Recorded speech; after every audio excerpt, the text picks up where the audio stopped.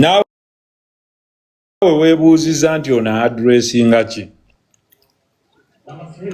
Now let me talk about the 4 A's the gentleman is trying to address: academics, performing arts, n'agamba agriculture, etc. Like he resolves them. Now, yogere eri ensi, what is absent? The literacy levels of Uganda have increased since 1986. Therefore, Uganda is not devoid of academicians. That is 1.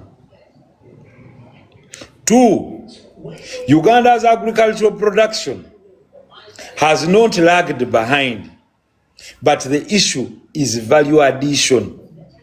And for me, the biggest priority would have been reskilling and industrialization. In the field of performing arts, there is never a time in the history of Uganda when Ugandans as musicians have been organized in such a way to an extent nti balina ne ministry yaabwe gye bayita ministry ya gender and social welfare. 2, they have a federation eyabwe. 3, enablers weziri. When there is peace and security, tewaliwo kivulu kya muntu kye basitopinga kubaawo.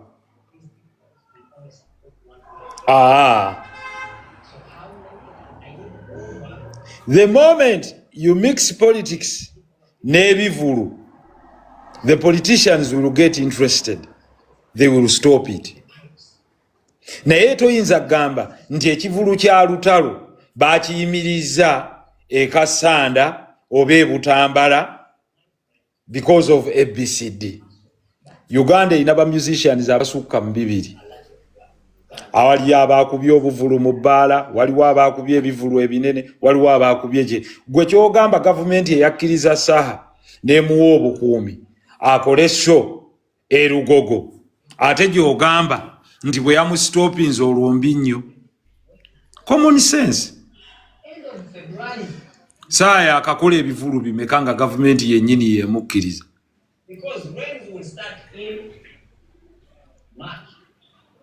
2, Mickey Wine yakakola ebivulu bimeka nga n'ekisembyeyo kibadde ku Serena. Big Eye yakola ebivulu, ani yamuyimiriza? Zex Birangirangi yakola ebivulu, ani yamuyimiriza? That reason is lame, far-fetched, absolutely incoherent, teina kyereta, so it is devoid of capacity. Twabategeera. Lydia Jasmine ani yamuganya okukola ekivulu? Nina Rose ani yamuganya okukola ekivulu? Nkugambye just the last year waine ekivulu kyani kya King Sir, manned by Uganda police and the military. Ekya Mickey Wine yakakola ebivulu 2, ne Dax yakola ekivulu, Gravity naye naakola, Alien Skin naye naakola. So for as long as you comply ne security kyeyagala, because these are public gatherings, you will definitely get what you want. Teriyo gwe baali bagyeko passport nti togenda bweru. Even when passport is government property, it can withdraw it at any second. Government etayagala kukola kivulu tekuggyako passport. Ebyo ebivulu omukulu tabyatendinze n'ebimu tabiyimbiddeko. Waliwo ekivulu kye baggalawo. It's completely flimsy and far-fetched. Teri yaganye content creator genda kola content we.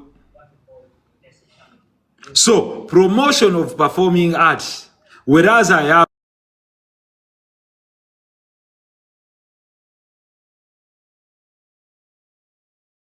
The issue of the copyright law.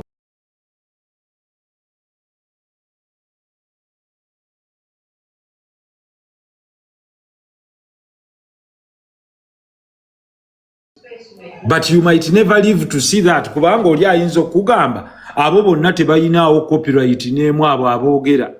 Bonna bibiiti byabwe biwulire bya Usemidaani. Abo balina oluyimba oluli copyrightable. Abo balinayo biiti nga yaabwe yokka nga tebaagijja Jamaica mu dancehall. Bonna bakyatambulira ku eyo. Kakati balina okusaba ekintu nga balaba kiina novelty. Ogenda okuregisteringa copyright is not registering a trademark. Nti you can have a song naye nga teri qualifying kubeera copyright nti yo. Bo balowooza nti buli bw'oyimba buli kyoyimbye kipreserving okubeera copyright. Kubanga bajjamu n'ogamba omukwano gw'okiyimbye wekka. Kati kitegeeza nti oli naye bw'ajja n'ayimba omukwano gwange we yazzeemu lwange.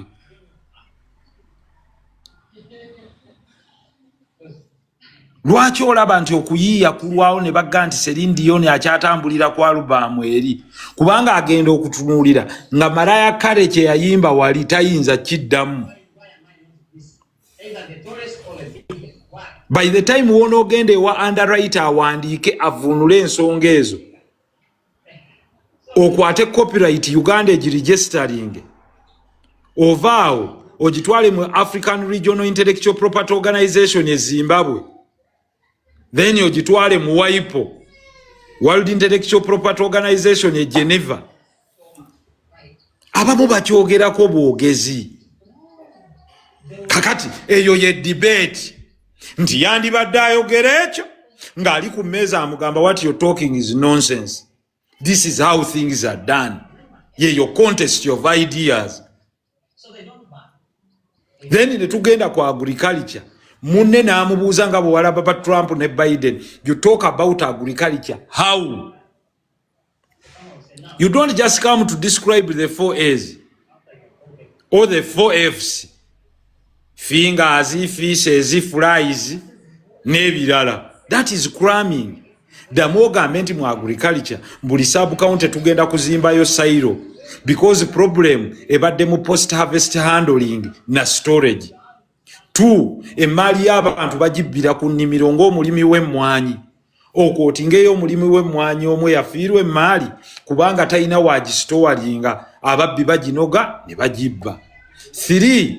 Okuteekawo mandatory certification ku bantu abatunda emmwanyi ate abalala ne babuuka. Kakati okujjawo eyo yonna biro. 4. Okuteekawo dryers ku buli sub county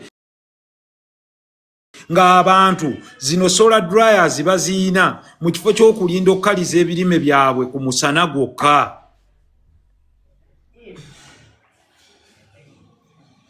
5. Nomala n'ogamba return and revival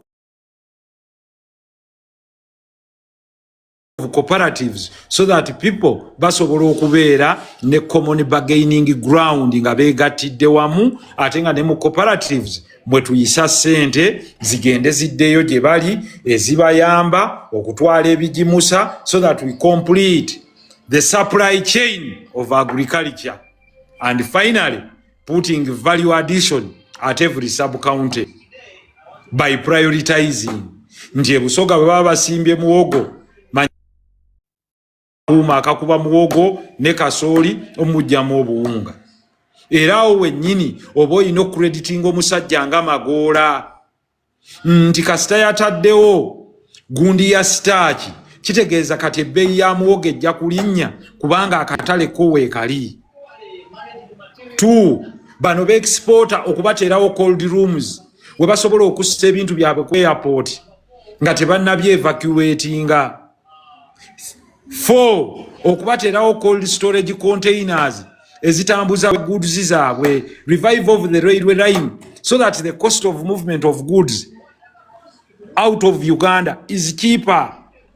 olwaleero emmotoka bw'oba ogireetedde ku train in and out nga tebagivuze buvuzi kuva mu Mbaasa yandibadde etuukira wano emitwalo 10 ng'ate eri seefu. Naye wano bayinza ogibba, ono ayinza ogikuba ekigo, bakusabye ssente nnyingi, bagivuze, bagituusizza obukono bukutuse, wano mitwalo 10.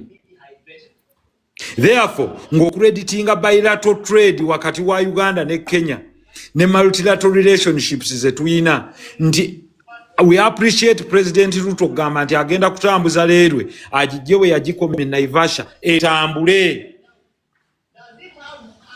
etuuke emala Uganda esike etwale ne Eastern Congo efunireko, meaning joining the markets.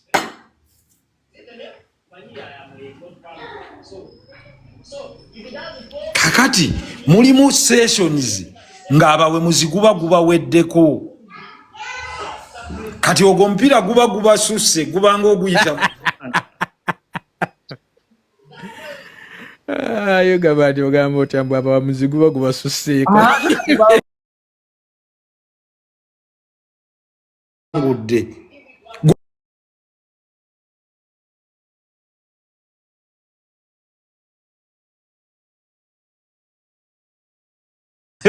kati ekyo kyokka kye yasoose bakubira yagize buziza ati n'akoona kagatto mu ssando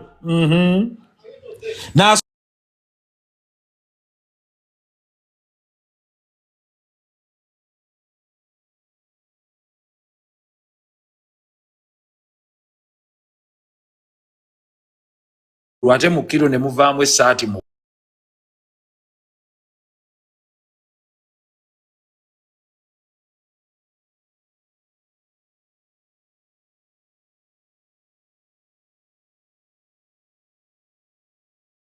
mulima asobole okufunamu